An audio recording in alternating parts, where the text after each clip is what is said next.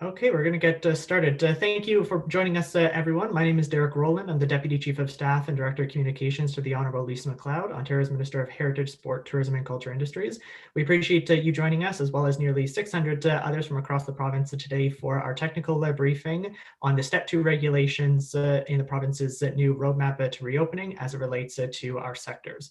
We've been joined today by some specialists in the Ministry of Health, as well as our ADMs for Tourism, Heritage, Sport and Culture. But before we get into the technical presentation, I'd like to turn it over now to Minister MacLeod for some introductory remarks. Minister, over to you. Thank you so much, Derek, and thank you for all the great work you're doing. Before I get started, I wanted to make special mention of the webinar panelists who have been working tirelessly for the past 16 months. And I'd like to start by saying thank you to ADM Kevin Finnerty, who has been working with you alongside. I know he has been working some days and weekends nonstop with the Ministry of Health. And today, I'm sure, is a very good day for Kevin, that a lot of the work he has been doing, especially for some of you who have been shuttered for over 500 days, like theme parks and water parks, will now have a roadmap forward starting on the 30th of June, and really, really thrilled about that. I'd also like to say thank you to my other ADM, Tyler Curry. Although Tyler has only recently joined us, he has had some tremendous milestones in the early days of his career here, particularly in light of last week when we were able to open up professional and elite amateur athletes, and to accelerate that return to play. As you'll know today, it's really good news for sport in Ontario as we start to get back to sport events on June 30th, much like we used to know them, particularly those that are non-contact. And so thank you, Tyler. And to Colleen Keel from the Ministry of Health. She has been working lockstep with our ministry since day one. She is very well aware that we are in a healthcare crisis, obviously coming from the Ministry of Health, but she recognizes, and thankfully recognizes, that the social and economic crisis has befallen this suite of sectors. And so we continue to work with her. And I want to say, on behalf of our entire team at the Ministry of Health, Ministry of Heritage, Sport, Tourism, and Culture Industries, how grateful we are, Colleen, that you have been lockstep beside us. So look, today's a great day. The Premier was able to announce that we will be moving into Step 2 and an accelerated pace on the 30th of June, which provides a lot of great news for our sectors that have been hardest hit and will take the longest to recover. And this means we're going to be able to see fans and stands at a 25% percentage outdoors. So that's going to be great for our performance arts, for our cinemas that are outdoors, as well as for our sporting events. And so I know I've been hinting at a great deal of optimism on getting fans and stands in the last couple of weeks, and now you'll see why, because we're able to be part of that. Sport will be able to get back up and running provided there is no contact. We continue to ask people to maintain physical distancing. I'm also excited for our theme parks, our water parks, our tour boat operators, our motorsports, our horse racing, and others that are going to be able to see a 25% capacity for those fans and stands and spectators, and that's really incredibly important. And they'll walk you through all of this. So we'll start with a slide deck presentation from Colleen, who will walk you through the health issues, and then ADM Kevin Finnerty and ADM Tyler Curry will walk through our sector-specific issues. Now, given the technical nature of this and the regulatory issues, I'm normally very amenable to taking the Q's and A's myself, but I want to make sure that we have the regulations in front of us, and that the questions are answered, because I don't want to mix anything up. So they will be taking your questions and answers. I just wanted to do a couple brief things that just to put out on the agenda. Yesterday was a great day in Niagara Falls with Tim Hudak, the chair of our Tourism Economic Recovery Task Force, 10 solid recommendations that the ministry is right now not only reviewing, but seeing how we will be able to implement them or issues similar to them. So we have a roadmap now. We are now in Step 2. We might get to step 3 quicker if we all get vaccinated, and that would be great for our sectors. But at the same time, we continue to plan for recovery. We will be having a 5-year plan going to cabinet shortly, and hopefully to release to all of you in short order as well. We will be announcing the Reconnect Festival and event funding next week. I will say for a $20 million fund, we had $51 million in requests, so a lot of tough choices, but I think it speaks to the reality that so many people want to get back to some semblance of normalcy and reconnect within their own communities. So we will get that out, and we continue to monitor that, and we want to continue to support others. I want to say as well, there was an acknowledgement in the Tourism Task Force report about our gateway cities, Toronto and Ottawa, with our 2 major airports, our 2 major convention centers, as well as a bulk of the cultural institutions within the province. And we will be making some announcements in short order for our 2 gateway cities who have lost their municipal accommodation tax and have seen their convention centers shuttered, as well as the museums and galleries that won't open until step 3. So there's a little bit more on that coming. I know the technical questions are starting to come in through the Q&A. They will be answered toward the end, so please keep using that chat function. Some of the questions may be answered as the presentations move forward, but I wanted to let you know that today will be a good day for many of those in our sectors, particularly those who are outdoors. I'll just finish by saying a tremendous thank you to the Tourism Economic Recovery Task Force for the work that they've done. And I want to also thank our restaurant working group, our working group for theme parks and water parks, as well as our working group on banquet halls and events. They have been working steadfast to provide us with guidance and advice, and we were able to go back and forth with questions and answers. So to all of you in the heritage, sport, tourism, and culture sectors that are on the line today, thank you. It's been a very long 16 months. You've done your part, and today I think provides you with a lot more clarity and certainty for us to finally come out of this. So with all of that, my heartfelt thanks to all of you. And of course, I'd like to now turn it over to an honorary member of the Ministry of Heritage, Sport, Tourism, and Culture Industries team, Colleen Keel. Colleen, the floor is yours. Thank you, Minister. I think we've got the deck that's going to get posted. There we go. Thanks. So just as a bit of context, wanted to just review some of the principles underlying the province's roadmap, which was announced on May 20th as a 3-step plan to safely reopen Ontario, and safely and cautiously. Given the experience that this province has had, I think we can all agree a cautious and careful approach with the addition of vaccines has been something remarkable to observe. The 3 steps were intended to have a 21-day period in between to evaluate the impact on key public health indicators, which include vaccination thresholds, but also include other public health and health system indicators. We have been able to, as Minister MacLeod said, move a little earlier on both step 1 and step 2. So certainly we'll be watching that closely, looking ahead to step 3, which I know everyone is very keen to get to, including ourselves. So just going through a few of the general requirements. I did want to mention actually something that's different with this announcement today is that we have been able to coordinate the release of the consolidated regulations at the same time as the announcement. So really helpful because sometimes I'm sure for folks who have looked at the amending regulations, they're very difficult to interpret and apply to your sector. The consolidated regs are online now if you access through Ontario's emergency information site. So hopefully that will be helpful as you have a few days ahead of June 30th. So you can go to the next slide, please. So just in terms of reiterating our principles as step 1, that we're in our final days of step 1 here, that focused on outdoor activities where risk of transmission is lower, and some more limited indoor settings, non-essential retail being increased to a slightly higher capacity. Step 2, which we're going to talk lots about today, looking at expanding further outdoor activities and gatherings, and resuming some more limited indoor services with smaller numbers of people, including indoor gatherings for the first time in a very long time. And then step 3, hopefully not too far around the corner, expanding access to indoor settings.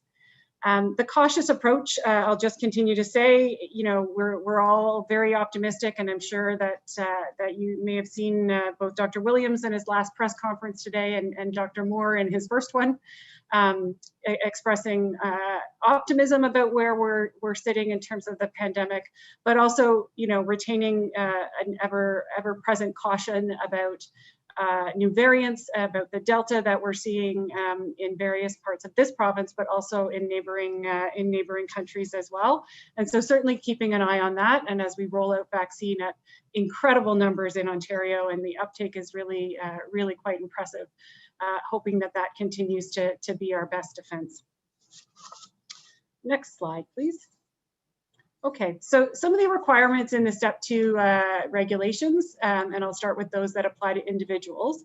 So generally for individual requirements, face coverings and masks are still required when indoors at a business or organization or attending an indoor organized public event.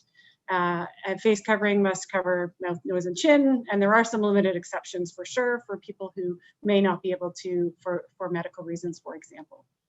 Distancing still required, particularly indoors at a business or facility that is open. Attending an indoor event, again, with some limited exceptions for members of the same household. And the next slide, please. So the general compliance requirements, which if you are familiar with the regulation, do live at the top of the regulation, include the following requirements. So that businesses must comply generally with the advice, recommendations, and instructions of public health officials, including those related to distancing, cleaning or disinfecting, and screening. And so that covers things that might be issued from local public health as well. Screening, and we do have screening tools that are available online for both workers and patrons. Active screening of workers is required, passive screening of patrons is required, and posting signs at all entrances to inform individuals of how to screen themselves. There is active screening required in some settings, which will be detailed going forward. Active screening for patrons in some specific settings. I won't repeat the face covering information there, just to note that it's also a general compliance requirement, certainly in indoors, including in vehicles that are part of a business. For workers that are at a workplace, whether eating or drinking, certainly there's distancing that's required because face coverings need to be removed. And there is still a requirement around remote work when people are performing work for the business that can be performed remotely. So unless the nature of work requires them to be on site at a workplace. That's continuing on from what's been in place in step 1 as well. Okay. So general capacity, so you will hear as we get to certain sectors that there's capacity numbers that are applied for certain businesses. The general capacity compliance requirement for businesses that are open, though, kind of a foundational one, is the lesser of 50%, or people that number of people that can maintain physical distancing. There are some rules around lineups and congregations so that people outside this establishment in a lineup should be managed to maintain distancing. Any lineups indoors must be managed to maintain distancing, as well as requiring a mask.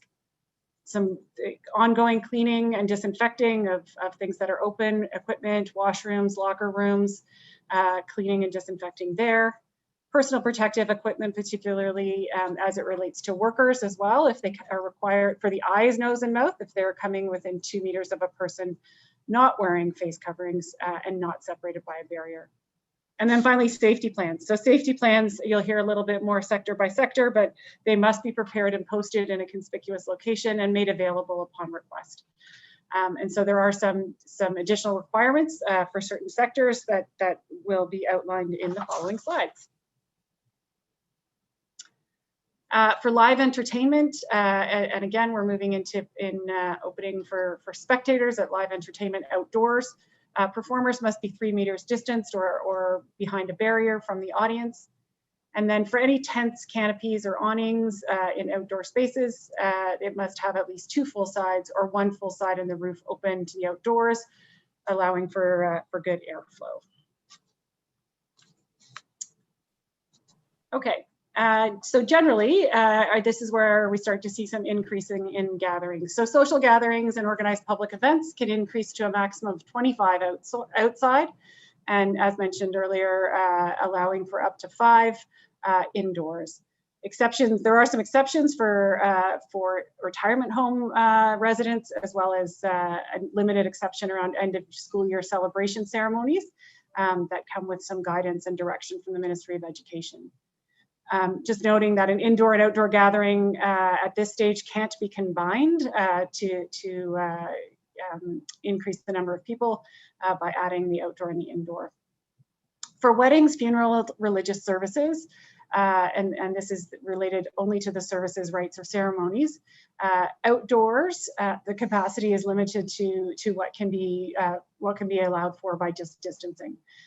Any indoor services, it's 25% capacity of the particular room. And any associated gatherings or receptions with any of those events are subject to the restrictions for social gatherings and organized events. Domestic and personal services are open, and bathhouses and sex clubs are closed, still in step 2. And then I think we move into some of Kevin's sectors on the next slide. Yeah, that's great. That's right. Thank you, Colleen. So I will go through the tourism and culture aspects of this presentation. So for meeting and event spaces, so this includes outdoor wedding receptions and meeting and event spaces as well. So indoors are closed. That has not changed, with the following exceptions. So day camps and overnight camps, childcare, social services, collective bargaining with 10 people a maximum, court services, the operations of government, mental health support and addiction support at 10 people maximum, examinations for certain professions in the regulation, so take a look at that. And as well, a key thing for these venues, that people will be allowed to enter indoor venues by appointment for prospective rentals, because we know this is important to the sector because of the need to plan for step 3 and beyond. So beginning of step 2, appointments can begin for people to be able to do tours of facilities and be able to book rentals for the time we hit step 3. Businesses must actively screen individuals. So for outdoor meeting and event spaces, outdoors open at 25% capacity. That capacity limit must be posted. If there's food being offered, there's a maximum of 6 patrons per table. Patrons must be seated at all times with some limited exceptions, like going to the washroom. Businesses will be required to record the name and contact information of every member of the public and actively screen individuals. Rented space will have to be configured so patrons at different tables are 2 meters apart, or if that is not possible, they're separated by a barrier. Indoors access not permitted, with limited exceptions like health and safety or accessing washrooms, and no dancing. So next slide, please. Public libraries will now allowed to be open at 25% capacity. For conference centers and convention centers, so they can be open for events or trade shows that are held outdoors if they comply with the conditions I just went through for meeting and event spaces. Outdoor concert venues, theaters, and cinemas are allowed to be open. Maximum capacity is limited to 25% of the outdoor area, and that capacity limit must be posted. If it's a seated concert event or performance or movie, the capacity is limited to 25% of the usual outdoor seating capacity, and that capacity limit must be posted. Reservations are required to attend a seated concert, event, performance, or movie. Indoor use is not permitted, with some limited exceptions like the use of washrooms. And there must be a safety plan which outlines, you know, that Colleen went through earlier, must be put in place and be made available.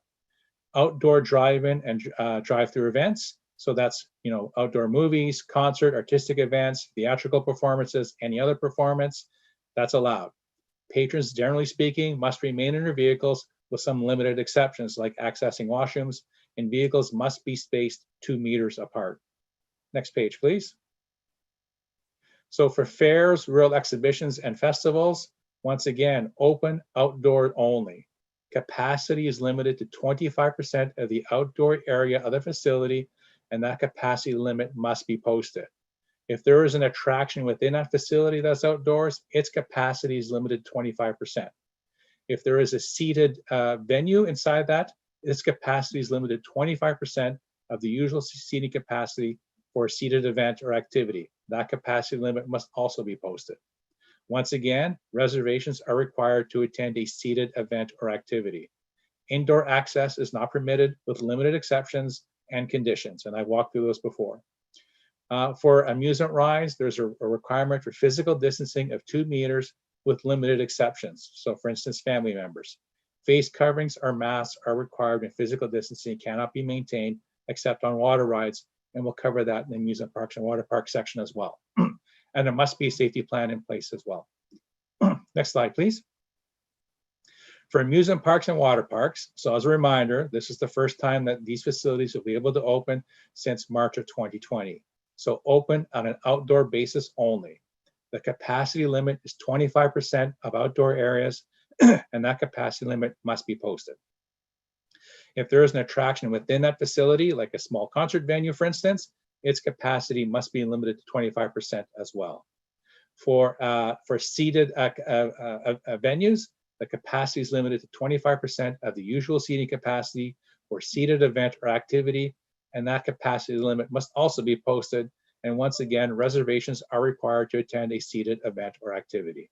Indoor access is not permitted with limited exceptions, and I've covered those before. Physical distancing of 2 meters is required on amusement rides with limited exceptions. Like for instance, members of the same household, face coverings or masks are required when physical distancing cannot be maintained except on water rides, and there must be a safety plan in place. Next slide, please. So for teaching and instruction facilities, so they're allowed in step 2 to be open on an outdoor basis only. Every person must maintain physical distancing of 2 meters with some limited exceptions. The number of students in an instructional space must be limited to the number that can maintain a physical distance of 2 meters. And businesses who offer teaching and instruction will have to record the name and contact information of every student who attends the in-person teaching and instruction and actively screen students. And for instance, if there's anyone who's singing or playing a wind or brass instrument, will have to maintain 3 meters physical distancing or have a barrier. For tour and guide services, so this covers everything from fishing charters to guide hunting trips to wine tours, brewery tours, and distillery tours, as well as trail riding tours, walking tours, bicycle tours, open on an outdoor basis only. The number of patrons on a tour must be limited to the number that can maintain a physical distance of 2 meters. And every person must maintain physical distancing of 2 meters with limited exceptions, like members of the same household. Businesses will be required to record the name and contact information of every member of the public and actively screen individuals. Indoors, once again, not permitted, with some of the exceptions I've described before, and there are no tours and motor vehicles that are designed to be closed to the elements. So next slide, please. Boat tours are open on an outdoor basis only. The capacity limit is 25%, and that capacity limit must be posted. Reservations are required. Businesses, once again, will have to record the name and contact information of every member of the public and actively screen individuals. Access indoors is not permitted with limited exceptions like retail, health and safety, or access to washrooms. And obviously, this is limited to tours that embark and disembark within the province of Ontario. So for commercial film and TV production, which continues, as before, the change here is that the 50 performer limit has been lifted. And of course, there are no studio audiences, and other restrictions continue to apply to this sector. For zoos, landmarks, historic sites, botanical gardens, museums, science centers, galleries, aquariums, and all attractions that fit into this category, once again, continue to operate, but now the capacity limit is 25% for outdoor ticketed areas. That capacity limit must be posted. For outdoor seated events, the capacity limit is 25%. Maximum capacity must be posted as well. And reservations are required for outdoor seated events or outdoor seated activities. Indoor access is not allowed with limited exceptions that I've covered before. Physical distancing of 2 meters is required on amusement rides if they're there, or tour vehicles with some limited exceptions that I've covered already. and a safety plan is required. Next slide, please. So indoor concert venues, theaters, and cinemas. So they're allowed to open in step 2 for the purposes of rehearsing or performing a recorded or broadcasted performance only. No spectators are allowed. Physical distancing of 2 meters is required, except if it's required for the purposes of the performance or rehearsal for performers or workers to be closer to each other. Businesses will have to record the name and contact information of every performer and worker and actively screen individuals. Short-term rentals will be allowed to open.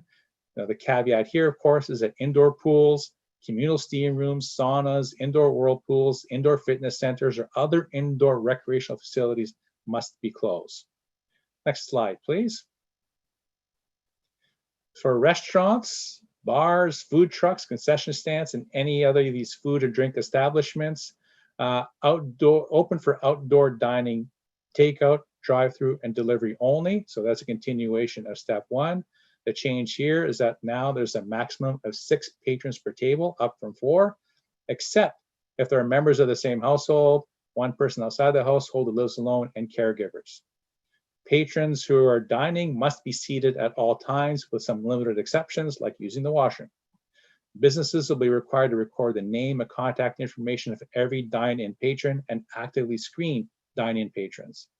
Capacity limit is really limited to 2 meters physical distancing, and that capacity limit must be posted. And the dining area has to be configured so patrons at different tables are 2 meters apart or separated by a barrier. An outdoor dining area must have at least 2 full sides or 1 full side and the roof open to the outdoors and be unobstructed. No dancing, no buffets, and nightclubs and strip clubs are permitted to open only if they operate as food or drink establishments. So next slide, please. I'll turn it over to my colleague, Tyler Curry, to take you through the sport elements. Over to you, Tyler. Thanks, Kevin. So we'll move into the Sports and Recreation Center. And first, to echo Minister MacLeod, I do want to thank all of you in sport for your ongoing feedback and the countless conversations and emails that you had shared with our team. It was extremely helpful as we went through this process and has culminated in what I think is great news for the sector as we head into step 2. So as for step 2, as you see, as a general theme, outdoor activity is returning to something resembling normalcy in most cases, with safety measures remaining in place. For outdoor recreational amenities, which would include your typical community and public access recreation areas, they are open, with indoor access only available for very limited purposes that are noted here in the regulations as well. For both those amenities and sport and rec facilities, outdoor sport is allowed, and that includes typical games and league play that is for non-contact sports. So that's an important differentiation. So unlike last year where there are provisions about having a limited number of participants, those are gone. So typical game and league play can continue for non-contact sports unless the sport has been modified to avoid contact. All facilities must have a safety plan in place, and the regulations detail those requirements further, as Colleen noted. And similarly, recording the names of the public there is still required, as is active screening. Step 2 also allows spectators to return to sport, as the minister noted, with 25% of the usual seating capacity allowed. For facilities that do not have a traditional designated seating format, it is 25% capacity based on a square footage calculation that's also detailed in the regulation. Indoor sports are not allowed in step 2, with extremely limited exceptions relating to high performance and professional sports that has been previously announced. The next slide, please. So for fitness trainers, they may operate outdoors and can work with whatever number of people are able to maintain 3 meters of physical distance. Community centers can be open for the limited purposes listed here, which include camps and support services. Day camps continue, and step 2 brings the return of overnight camps. The safety guidelines required for each of those camps are being updated and are provided by the Office of the Chief Medical Officer of Health. Lastly, horse racing and racing tracks are also open, and they're also able to have spectators at 25% of their usual seating capacity. And of course, the regulations note that the safety plan must be put in place. And I think that covers the sport and recreation sector for step 2. Okay, thank you, Tyler. Okay, so it's Kevin Finnerty again. there are a large number of questions in the chat box. So Tyler and I, and with Colleen's help, we'll try and answer as many as we can in the time given to us. So maybe what I'll do, I'll just start with one theme. There's a lot of questions in the chat box about what will the rules and regulations be for step 3. So we don't have that for you today, though there's active discussions underway right now inside government about the rules and the specifics for step 3. Once those decisions have been made by cabinet, we'll be in a position to communicate that to you, but we can't do that today. So just wanted to maybe address a whole slew of those questions just by making that general statement. So Tyler, maybe I'll just start with you.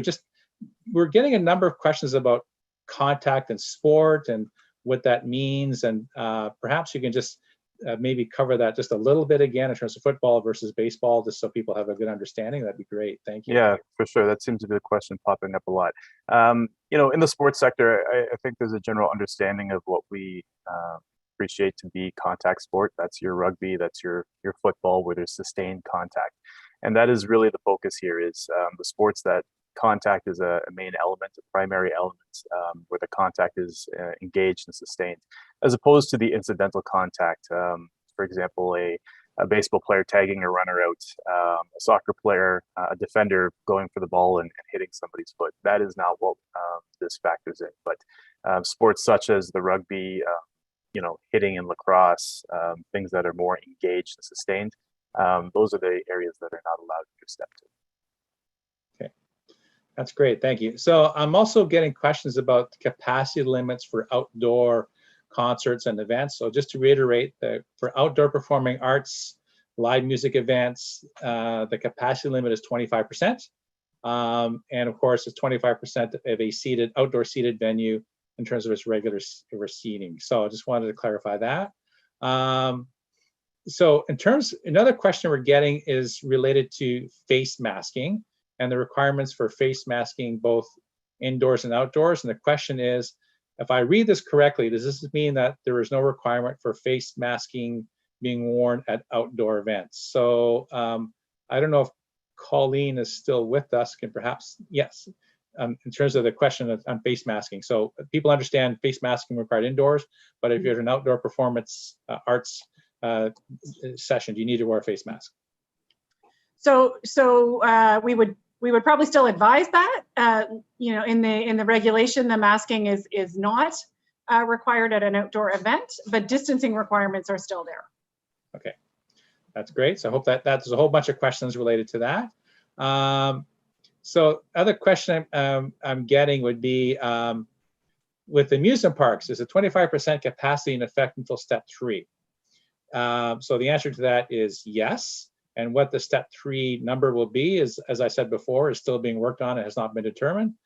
And when you say we must have a safety plan, can we use the plan we submitted to the ministry for approval? There is general guidance on what a safety plan should be that we've sent a memo out on that today. There are resources available through the Ministry of Labor, Training and Skills Development in preparing safety plans. You do not need to submit them to the government for approval. You have to have them on hand. And for the amusement parks and water park sector, the work that you've done in conjunction with the ministry would be a really good basis for your safety plans. You've done a ton of great work already. So I just wanted to make that clear. In terms of recording and broadcasting in indoor venues, is there a capacity limit for number of performers and crew? So generally speaking, the capacity limit is, as Colleen described, which is 2 meters social distancing or 50% of the venue, whichever number is less. And I went through some of the details for broadcasting and recording earlier. Generally speaking, there are some exceptions to 2 meters distancing when it's only required for the purposes of the performance. Getting a question about dance classes, Tyler, is there any sense of when they would be able to start? Yeah, all dance is considered an indoor activity and is not going to be part of step 2. That's being considered for step 3. In general, Kevin, I'm looking through the questions. There's a lot of questions, as you noted, relating to step 3. We absolutely appreciate the need for organizations to be able to plan in advance of that. So, just like that, we're working in parallel and turning the page here and working quickly on step 3, and we'll endeavor to have those details to you well in advance so that you can go forward with that planning. Yeah, we're also getting a bunch of questions on capacity limits. Does that apply to performers, or does it apply to staff? So generally speaking, the capacity limits we've gone through apply to members of the public or patrons and do not incorporate or include staff or crew or performers. So as a general rule. So, and the specifics are all in regulation. Let me see, there's so many questions, I can't get to them all. In terms of generally speaking, just to reiterate, there's lots of questions about weddings versus wedding receptions. So I just want to reiterate. So for religious ceremonies, religious rites, the capacity limit indoors in step 2 is 25%. That does not cover things like receptions or associated social gatherings, which are only allowed in an outdoor basis in step 2. So that's made pretty clear in regulation 26320. Another question we're getting is on amusement parks. And the question is there a requirement for 2 meters distancing on rides in amusement parks? Yes, there is. The exception to that would be if you're within the same household, we're allowed to be together, because clearly we don't want parents to be 2 meters socially distanced from their kids on amusement rides at Canada's Wonderland. But generally speaking, the rule is 2 meters distancing and face masking required on those rides, given that I understand that people tend to yell quite loudly when they're on them. And so that's spreading lots of droplets in the air. So wanted to address that as well. Question we're getting, Tyler, just on cohorts in step 2 for minor sports like soccer and baseball. Is that a requirement? No, cohorts are no longer a requirement. So you're free to organize the league and the competition as you typically would. Somewhat related to that, Kevin, I'm seeing a lot of questions relating to how you can modify a sport that is a contact sport to not be. A few examples here are flag football. I certainly appreciate that flag football and contact football are 2 very different things, but the notion is the same, is that if you are able to modify your rules so that the sustained contact that would normally exist is not, and that may differ on a sport by sport basis, then that would be permitted. But typical contact, as you would know it in a rugby scrum, for example, is not permitted. I'm also getting lots of questions about the formula for the calculation of social distancing. So that formula is laid out in regulation 26320. And you can see it there, but generally speaking, it was 25% capacity. You would measure the square meters of your space, subtract from that the parts of that space which aren't accessible to the public, and then divide the remaining number by 16 and round it to the nearest whole number to give you a sense of how many people can go into that space. So that's at 25, obviously different for 50%, but that formula is laid out in regulation 26320. And 25% for seated venues, well, it's take your number of your seats, divide it by 25, and that gives you a sense of how many patrons you can put into a seated venue, but the reminder that reservations are required for all seated venues. Just trying to get a sense of some of the other questions. The question came up about tours, and so what's the capacity limit for tours? So the reminder, for outdoor tours only, capacity limit is 2 meters. So think of the space you take your tour in, calculate 2 meters social distancing, and that's the number of people you can have on that tour. As per the general requirements for that apply to everybody, obviously people who are in the same household can be closer to each other than 2 meters, because we don't want parents to be separated from their children that way. So let me see. Are governments exempt from the indoor meeting space restrictions? Yes. So for meeting and event spaces, as I spoke about before, government operations are an exception, and there are some other exceptions as well that are outlined in the regulation.